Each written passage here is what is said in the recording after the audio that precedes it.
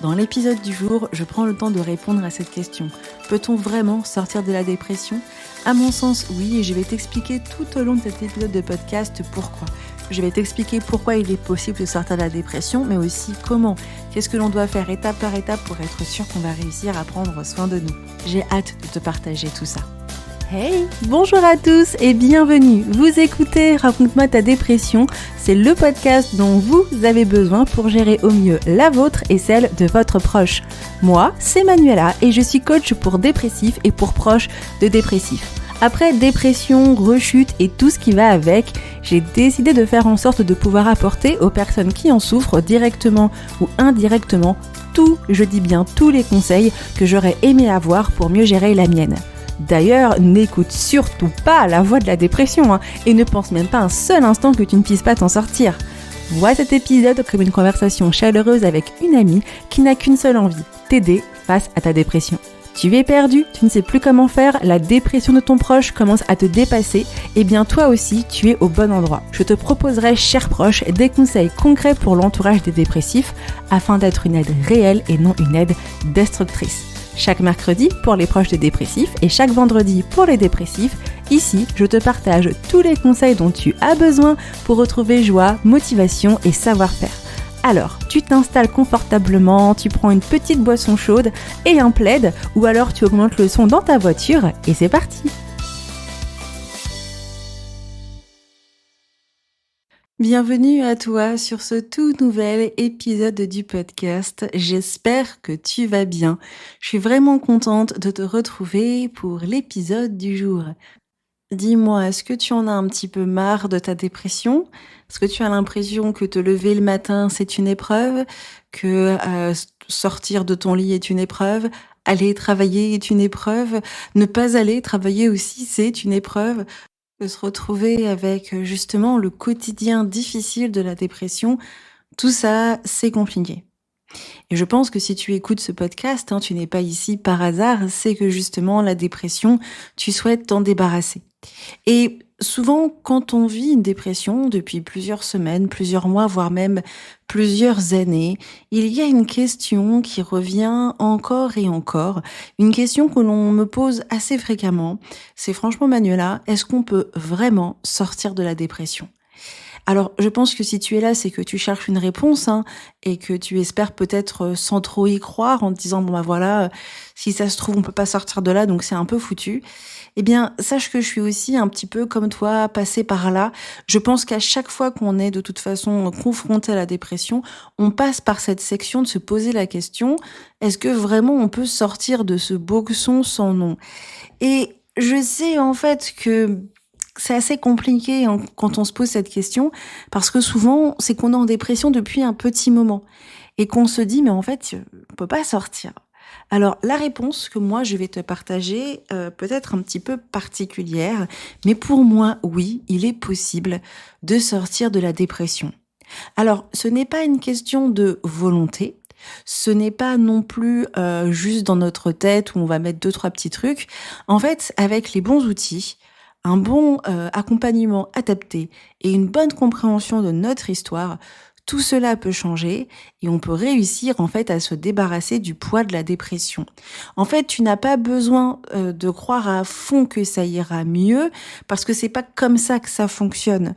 On sait que la dépression, elle a son processus de guérison, elle a son histoire, son parcours qui fait qu'en fait quelquefois on peut avoir l'impression qu'on ne peut pas en sortir. Mais comme j'aime beaucoup le dire sur ce podcast, la connaissance est la clé qui ouvre de nombreuses portes et qui nous permet en fait de pouvoir aller de l'avant. Et sur ce podcast, moi je suis vraiment pas là pour tout simplement donner du bullshit ou dire des choses qui ne sont pas adaptées tout simplement à quelqu'un qui est en dépression. Quand je dis que oui, il est possible de sortir de la dépression, j'ai tout un argumentaire avec moi. Je ne viens pas là comme ça en disant ouais, moi j'ai déjà vécu la dépression, donc comme moi j'ai déjà vécu la dépression, que moi je suis sortie de la dépression, tout le monde peut sortir de la dépression.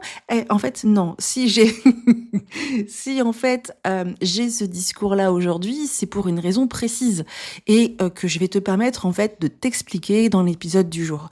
Ainsi, on va prendre le temps aujourd'hui de t'expliquer pourquoi est-ce qu'on peut vraiment sortir de la dépression et justement comment faire. Parce que l'objectif aussi, c'est que toi, tu puisses s'en sortir en ayant les bons outils pour sortir de la dépression. Alors, c'est parti. Dans l'épisode du jour, on va prendre le temps de répondre à cette question. Peut-on vraiment sortir de la dépression?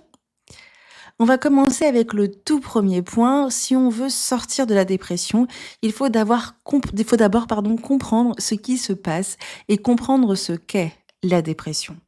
Je pense que tu l'as déjà écouté et entendu sur le podcast. Je passe mon temps à expliquer ce qu'est la dépression, à partager les dysfonctionnements biologiques qu'elle dit. Sur ce podcast, j'ai vraiment cette tendance à partager beaucoup ce truc. Et c'est pas sans raison. Parce qu'en fait, on vit dans un monde où malheureusement la dépression est tellement stigmatisée que de nombreuses personnes, encore aujourd'hui en 2025, au moment où j'enregistre l'épisode de podcast, il y a encore des personnes qui sont persuadées que les gens en dépression sont des paresseux trop sensibles qui tout simplement ne se bougent pas assez les fesses. Et je pensais en fait avec le temps qu'on allait pouvoir réussir à faire changer les gens et que on allait avoir de moins en moins de personnes qui ont cette réflexion.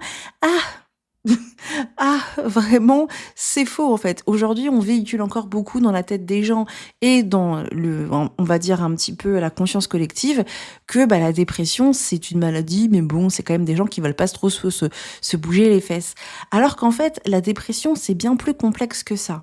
La dépression est un dysfonctionnement de notre cerveau qui vient en fait lié à des raisons psychologiques et aussi biologiques. C'est-à-dire que notre cerveau, il va se retrouver avec la maladie de la dépression aussi bien à cause d'un dysfonctionnement biologique, mais de raisons aussi psychologiques. En effet, notre cerveau qui fonctionne très bien, comment du jour au lendemain, il peut se retrouver avec une mauvaise gestion de nos chers neurotransmetteurs, ces petites molécules qui permettent à un neurone de transmettre des informations. Et comme on a la sérotonine, la dopamine et la noradrénaline, on se retrouve avec moins de plaisir, de motivation, on va se retrouver avec beaucoup de fatigue et de difficultés tout simplement à fonctionner avec notre cerveau. Ensuite, on sait qu'on a aussi notre cher amygdale qui gère les émotions et la peur et qui, en période de dépression, est en hyperactivité. En d'autres termes, elle voit le danger partout. Comme tout simplement une alarme qui est signée, eh bien, ça sonne en permanence, même si tout est calme. Et on va avoir enfin le cortex préfrontal. C'est la zone qui permet de raisonner, de prendre du recul et de relativiser. Mais avec la dépression, cette région est moins active. Ainsi, on a du mal à prendre des décisions, on doute tout le temps et on tourne en boucle. Donc ces trois dysfonctionnements, neurotransmetteurs, amygdale, cortex préfrontal, créent la dépression. Le circuit de récompense disparaît et on va plutôt partir sur de la négativité. Et ce qui est intéressant, c'est que tu ne l'as pas choisi. Ce n'est pas toi qui l'as choisi. Et aujourd'hui, on doit accepter que la dépression est une maladie. C'est ce qui va aussi nous permettre de nous rendre compte que comme certaines maladies, on peut réussir à s'en sortir. Et c'est là où c'est intéressant parce qu'on peut voir en fait un premier pas de sortie en comprenant que la dépression a un dysfonctionnement biologique. Ainsi, c'est pour ça que on associe à la dépression un traitement antidépresseur, que tout le monde a décidé de dire que c'était un truc chimique qui était tout pourri, mais je suis désolée les gars, il y a plein de choses chimiques que l'on se met au quotidien, ou plein de médicaments chimiques que l'on prend et qui n'ont pas l'air d'être la fin du monde pour nous. Il y en a qui prennent des Doliprane, on va prendre par exemple, qu'est-ce qu'on peut prendre d'autre? Du Sérétide pour les personnes qui vont être asthmatiques, les enfants, on est bien content de leur donner quelques suppos quand ça va pas. On va aussi quelquefois utiliser des crèmes, des machins, enfin des trucs chimiques, on en fait tous les jours. Jusqu'à preuve du contraire, faire un gâteau, c'est aussi chimique, parce qu'on fait chauffer les molécules, etc. En gros, on oublie en fait que la dépression est une maladie, comme par exemple un problème d'anémie. Et comme un problème d'anémie, on va se ingurgiter de manière chimique, parce que on a un traitement, du fer. Donc c'est vrai que quelquefois, cette notion de comprendre que la dépression est une maladie est la première étape pour se rendre compte que comme c'est une maladie qui est connue, qui est reconnue, on connaît les effets, on sait ce qui ne va pas, on a donc créé des traitements pour réussir à sortir de cette maladie, ça veut dire qu'on peut s'en débarrasser, en fait, tout simplement. Après, la grande question quand même qu'on peut se poser, c'est que on le sait très bien, sortir d'une dépression, ça demande beaucoup de temps, beaucoup d'énergie, et c'est très difficile. Et la grande question, c'est pourquoi? Puisqu'on a découvert que c'est un problème de neurotransmetteurs, cortex préfrontal et amygdale, puisqu'on est au courant en fait que du coup c'est un problème lié à un dysfonctionnement. Pourquoi c'est si long que ça, que de sortir de la dépression? Eh bien, parce que justement, c'est ce que j'expliquais tout à l'heure, enfin, j'ai pas forcément expliqué, j'ai juste commencé à effleurer le truc en disant que le dysfonctionnement de notre cerveau ne vient jamais sans raison. C'est-à-dire qu'on va avoir des raisons qui vont expliquer le dysfonctionnement au niveau de nos neurotransmetteurs, et cetera. En fait, ce qui est assez intéressant, c'est que le fait de comprendre que notre dépression n'est que le sommet de l'iceberg, ça aide sincèrement à gérer au mieux la situation. Car en effet, la dépression, elle est rarement seule. On peut avoir ce qu'on dit en médecine une comorbidité, c'est-à-dire la présence d'un autre trouble associé à une maladie primaire. En gros, ça veut dire que j'ai quelque chose et du coup, j'ai plein d'autres maladies qui se mettent à côté. Par exemple, pour certaines personnes, ça peut être avoir de l'anxiété, ça peut être avoir des troubles du sommeil. Pour d'autres, ça peut être des problèmes de comportement alimentaire, avoir des troubles du comportement alimentaire. Certains vont peut-être avoir ce qu'on appelle un TDAH ou un trouble de l'attachement. On peut même avoir des personnes qui vont avoir un traumatisme qui va se déclencher en dépression ou des personnes qui ont un burn-out qui n'a pas été identifié, qui se transforme ou qui se met aussi en dépression à côté. Et en fait, c'est là où c'est intéressant parce que souvent, quand on parle de dépression, on a l'impression qu'on va rester que sur cette problématique-là. Mais le fait de comprendre qu'on peut avoir des comorbidités fait qu'en fait, c'est pour ça que c'est un peu long et difficile de sortir en fait de la dépression. Ensuite, il y a ce que moi j'appelle les causes profondes, c'est-à-dire que pour moi, une dépression n'arrive jamais au hasard. Elle s'installe souvent après des années à ravaler, à tenir bon, à faire semblant, à porter des responsabilités trop lourdes. Peut-être même on s'est retrouvé avec une blessure de l'abandon, un manque affectif, un manque d'amour, un besoin d'être utile pour exister, et on a peut-être vécu dans un environnement qui est usant, avec des relations toxiques où on se bat chaque jour contre un sentiment de vide existentiel. Et en fait, chacun va avoir ses propres causes de la dépression. Personnellement, moi sur le papier, j'ai une famille qu'on pourrait qualifier d'incroyable. Mes parents sont toujours ensemble après plus de presque 45 ans, voire bientôt 50 ans de mariage. On va se retrouver avec le fait que j'ai toujours eu ma chambre, les jouets que je voulais, l'amour de mes parents, etc. Mais dans cette histoire familiale qui a l'air magnifique, il y a des zones d'ombre, des situations où mes parents auraient pas dû réagir de telle ou de telle manière. Ça reste des choses qui, sur le papier, pour certains, pourraient être qualifiées d'anodins, mais qui sont aussi difficiles et traumatiques pour un enfant que ça peut aussi créer des dispositions pour une dépression. Voilà pourquoi, quelquefois, on a l'impression de se dire, mais j'ai une enfance parfaite, mais on peut avoir, dans notre histoire, même si nos deux parents nous ont aimés du début jusqu'à la fin, ils ont donné tout ce qu'il fallait, on peut avoir des petits vices de procédure qui vont tout simplement être un terrain propice à la dépression. Et quelquefois, trouver ce genre de petites causes profondes, en tout cas, moi, en tant que thérapeute, pour te le dire, on cravache, on va chercher loin, etc. Et c'est là où c'est intéressant. Donc, du coup, le fait d'avoir ces causes profondes, ça explique pourquoi c'est dur de s'en sortir, parce qu'il faut les trouver, puis il faut aussi les réparer. On va ne pas oublier ce qu'on appelle aussi la dépression résistante. La dépression résistante, qu'est-ce que c'est? Puisque la dépression est un dysfonctionnement biologique, normalement un traitement devrait aider la personne à aller bien mieux. On parle de dépression résistante quand deux antidépresseurs de deux catégories différentes n'ont pas fonctionné, quand les traitements classiques ne fonctionnent pas, on parle de dépression résistante. Mais dans ce genre de situation, ça ne veut pas dire qu'on ne peut pas s'en sortir non plus. C'est des fois un accompagnement qui est différent, qui est plus approfondi et qui est aussi multidisciplinaire, qui va permettre à la personne de travailler dessus. Il y a un point à savoir, il n'y a pas que les antidépresseurs pour travailler sur la dépression. Il y a d'autres traitements médicamenteux qui peuvent faire du bien et des traitements psychologiques. Voilà pourquoi, en prenant en compte tous ces points, voilà pourquoi sortir de la dépression est difficile. Voilà pourquoi certaines personnes peuvent avoir la sensation d'être en dépression depuis des années et en fait de ne pas réussir à s'en sortir. Le fait de comprendre un peu notre histoire, notre parcours, les raisons de notre dépression vont nous permettre de mettre en place les actions pour sortir de là. Personnellement, quand moi j'ai compris les problématiques de ma famille, c'était pas comme si c'était un super déclic. Ok, j'ai compris pourquoi j'étais en dépression, j'ai compris quels étaient les travers dans lesquels ma famille était tombée, et en fait à ce moment-là, j'ai dû personnellement accepter de mettre en place des changements par rapport à cette situation. Apprendre à m'aimer, apprendre à exprimer mes émotions, apprendre à faire plein de choses pour dépasser cette histoire familiale. Et ça peut pas se faire en 5 minutes. Parce que, comme j'aime beaucoup le dire des fois à mes clients, nos parents nous ont tout simplement ont construit 18 à 20 ans de notre vie. Donc la fondation de notre vie vient de nos parents, que nos parents aient fait un bon job ou non.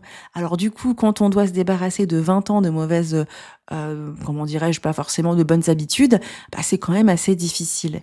Voilà pourquoi c'est super intéressant de se rendre compte que quelquefois, quand on dit on ne peut pas sortir de la dépression, ben c'est peut-être parce qu'on n'a pas travaillé sur tous les aspects qui demandent en fait du temps. Voilà pourquoi, quand on sait que c'est difficile de sortir de la dépression, il faut suivre les piliers du chemin de guérison. Eh ouais, on sort pas de la dépression tout seul. Et pour sortir correctement de la dépression, il te faut les 5 piliers suivants. Le premier pilier, c'est l'aide thérapeutique.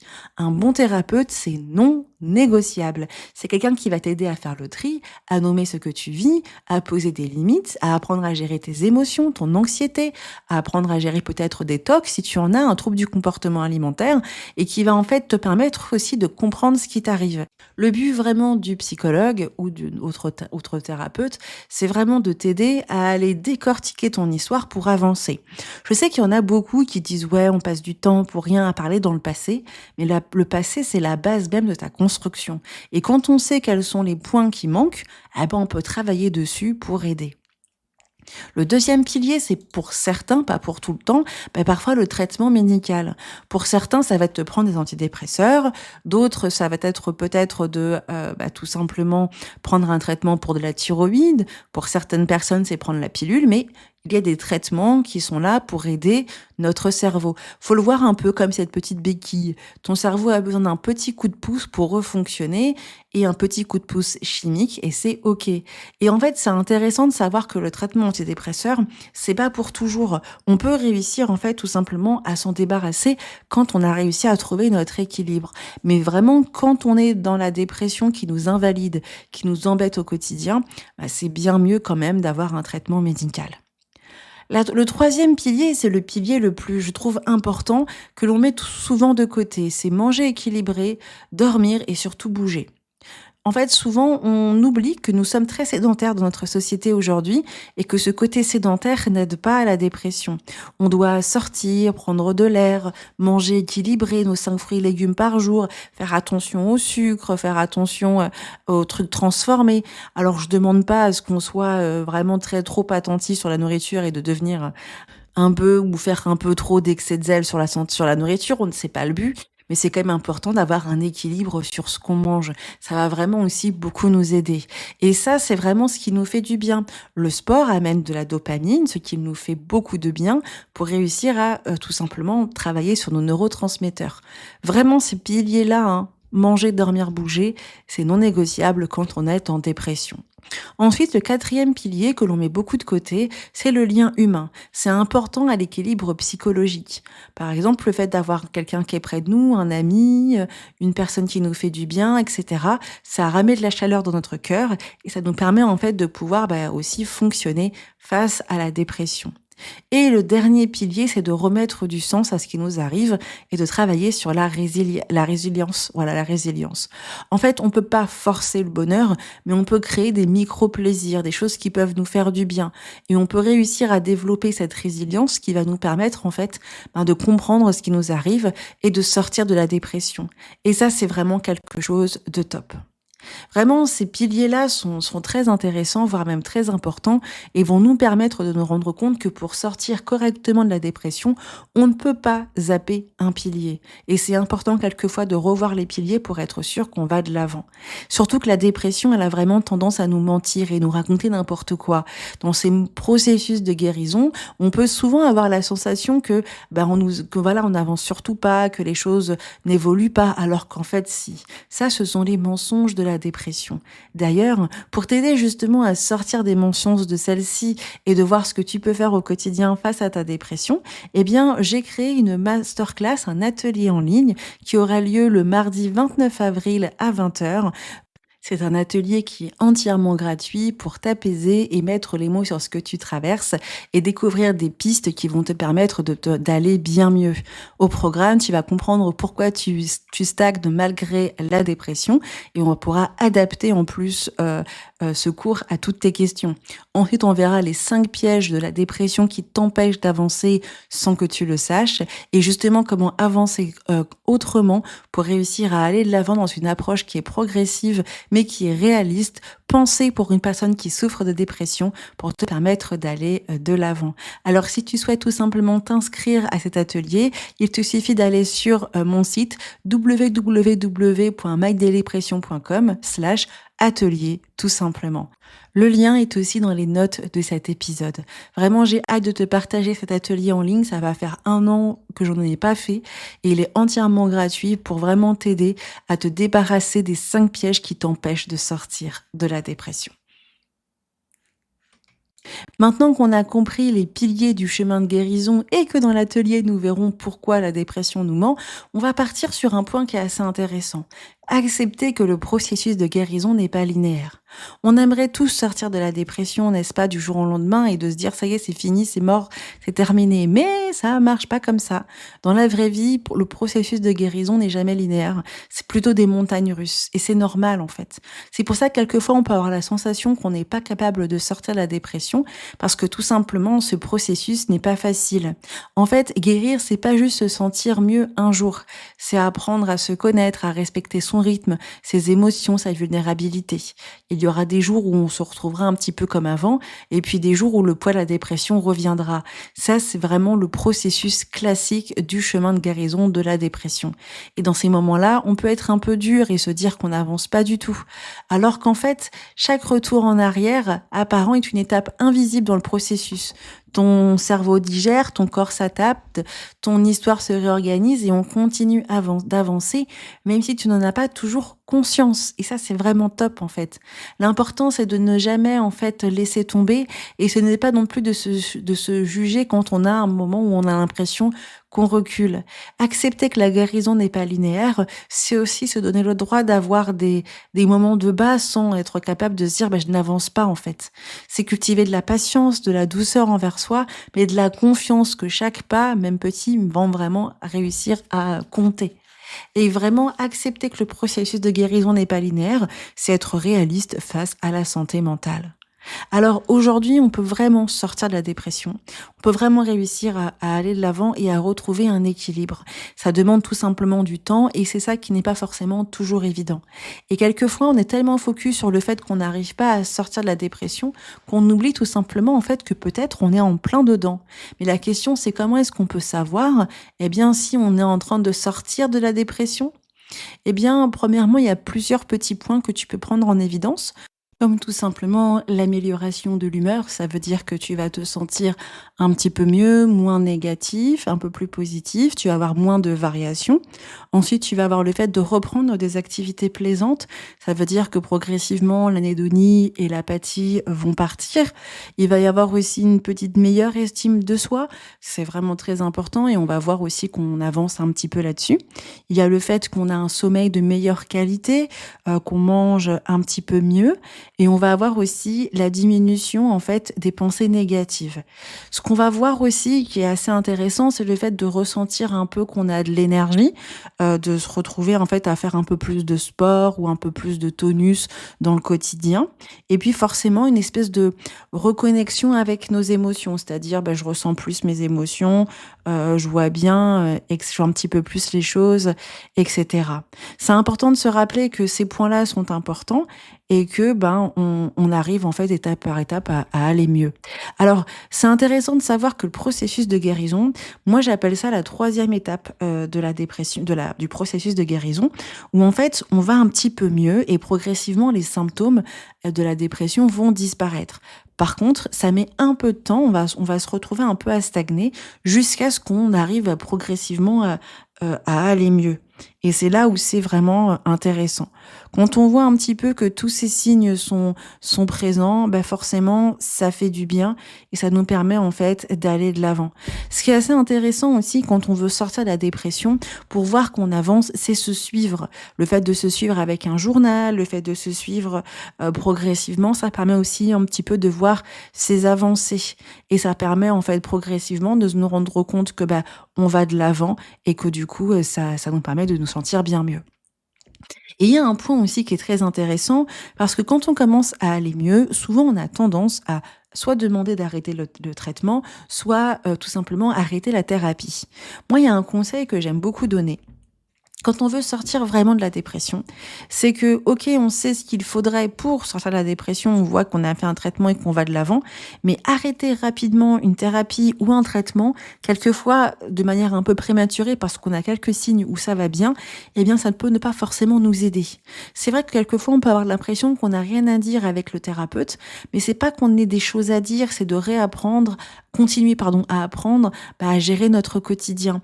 Donc le nombre de temps que je vais rester avec mon thérapeute, le nombre de temps que je vais garder aussi mon traitement après les symptômes où je vais bien mieux, vont aussi favoriser une véritable guérison totale de la dépression. Et puis ça permet sincèrement de bien mieux gérer la situation et de prévenir les rechutes. Quand on parle tout forcément du fait de sortir de la dépression, on ne peut pas parler des rechutes en fait, il faut qu'on en parle. Les rechutes, comme on a toujours dit, font partie du processus de guérison de la dépression. Et les prévenir en fait, c'est d'apprendre tout simplement à bien s'ancrer dans la thérapie. En ayant une relation un peu profonde avec le thérapeute, on peut plus facilement prévenir les rechutes et les anticiper. L'anticipation des rechutes, c'est vraiment quelque chose que moi j'aime beaucoup apprendre à mes clients à la fin de leur thérapie, c'est-à-dire de leur montrer que maintenant, on va être aussi à l'affût de soi-même et on peut plus être complètement dupe de nos problèmes de santé et de notre psychologie. On peut avoir aussi cette notion qui est intéressante sur le fait de sortir de la dépression, c'est qu'est-ce qui se passe si je fais une rechute? Faire une rechute ne veut pas dire en fait progressivement que je suis pas capable de sortir de la dépression. Ce qui va être intéressant encore une fois, c'est de comprendre la partie émergée de l'iceberg comme on en a parlé un petit peu plus tôt. Le fait de s'asseoir, de comprendre un peu mieux ce qui nous arrive, le fait de prendre un petit peu de recul et tout simplement de pouvoir avec le thérapeute mettre en évidence ce qui ne va pas, on va utiliser cette rechute pour ne plus faire de rechute par rapport à la dépression. Moi, je me rappelle que l'une de mes premières rechutes était liée au fait que j'avais quelques soucis, d'histoire avec mes parents. Mais comme j'avais une vision très biaisée de la situation, pour moi, j'avais pas vécu de problème. Et en fait, quand on a vu avec mon thérapeute qu'au bout d'un moment, le lien avec mes parents avait une problématique, alors que sur le papier, tout était parfait, on a pu creuser des choses et des choses, en fait, que je n'avais pas dites et des choses que je trouvais anodines. Et en fait, avec le thérapeute, ça nous a permis, en fait, finalement, d'aller de l'avant et de pouvoir utiliser cette rechute comme un moyen aussi de bien mieux prendre soin de nous. Franchement, guérir de la dépression est tout à fait possible, même si le chemin sera différent par rapport à vraiment à chaque personne. Mais ce qui est vraiment le plus important, c'est de se rendre compte que si on met en place les bonnes choses, on peut vraiment réussir à sortir de la dépression. On a vu beaucoup de choses dans l'épisode du jour, n'est-ce pas? Eh bien oui, en fait, c'est pas forcément toujours évident de répondre à cette question, mais est-ce que vraiment on peut sortir de la dépression? Eh bien oui.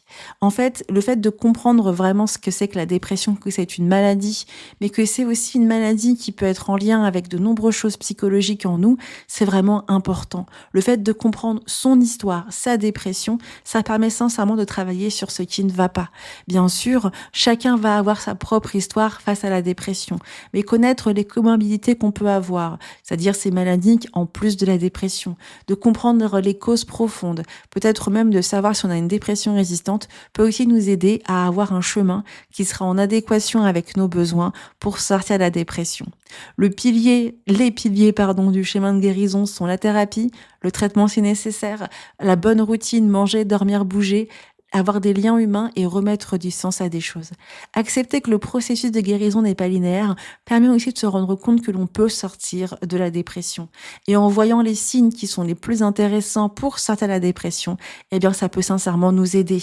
Le fait de voir que progressivement, on retrouve de l'énergie, que progressivement, on a un peu moins d'idées négatives, que notre humeur est plus stable, que du coup, on est un petit peu moins irrité, qu'on arrive à se concentrer plus davantage sur certaines choses, que nos émotions sont à nouveau revenues, qu'on est reconnecté, sont des signes qui nous permettent de voir qu'on peut sortir de la dépression.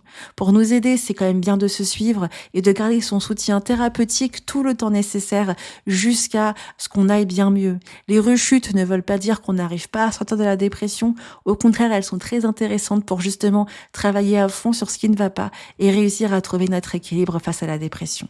J'espère sincèrement que l'épisode d'aujourd'hui t'aura plu et t'aura encouragé par rapport à ta propre dépression. Si tu veux savoir un petit peu quoi faire pour vraiment réussir à sortir des problèmes de la dépression et pas te faire avoir par la maladie, tu peux venir à l'atelier en ligne qui aura lieu le mardi 29 avril à 20h sur Zoom et c'est entièrement gratuit. Si tu ne peux pas être disponible, n'hésite pas à t'inscrire, tu pourras avoir accès au replay. Et si tu écoutes l'épisode de podcast après la diffusion de cette masterclass, tu auras quand même accès au replay, le lien est dans les notes de cette vidéo. J'espère que tu pourras être là, je prendrai le temps de répondre à toutes tes questions et peut-être même de personnaliser ton plan d'action pour sortir de la dépression. Merci à toi d'avoir écouté l'épisode de podcast jusqu'au bout, j'espère sincèrement qu'il t'a plu. Et moi je te dis à la semaine prochaine pour un nouvel épisode.